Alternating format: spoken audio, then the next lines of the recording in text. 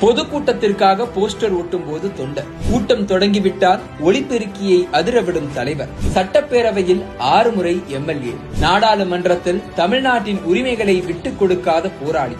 அவர்தான் பாப்பாப்பட்டி கட்டமுத்து மூக்கையா தேவர். சுருக்கமாக சொல்ல வேண்டும் என்றால் PK மூக்கையா தேவர். உசிலம்பட்டி அருகே இருக்கும் பாப்பாப்பட்டி என்கிற கிராமம்தான் மூக்கையா தேவரின் சொந்த ஊர். கட்டமுத்துவுக்கும் சிவனம்மாளுக்கும் பிறந்த குழந்தைகள் எல்லாம் தவறிப்போன நிலையில் ஏப்ரல் 4ஆம் தேதி 1923ஆம் ஆண்டு ஓவியமாக பிறந்த மூக்கையாவை பொத்தி பொத்தி வளர்த்தனர் அவரது பெற்றோர். பாப்பாப்பட்டியில் ஆரம்ப கல்வி, உசிலம்பட்டியில் உயர்நிலை கல்வி என முன்னேறிய மூக்கையா தேவர் கல்லூரி கனவோடு மதுரைக்கு சென்றார். ஆனால் குடும்பத்தின் பொருளாதார சூழலும் உடல்நிலையும் அதற்கு இடம் கொடுக்கவில்லை. மீண்டும் பாப்பாப்பட்டிக்கே திரும்பியவர் ஒரு சில ஆண்டுகளுக்கு பிறகு கனவுகளை நோக்கி சிறகடிக்க தொடங்கினார். இந்த முறை எட்டுகிற தூரத்தில் தான் இலக்கு இருந்தது. 1944ஆம் ஆண்டில் எல்லாம் பொருளாதாரத்தில் இளங்கலை பட்டம் பெற்றார்.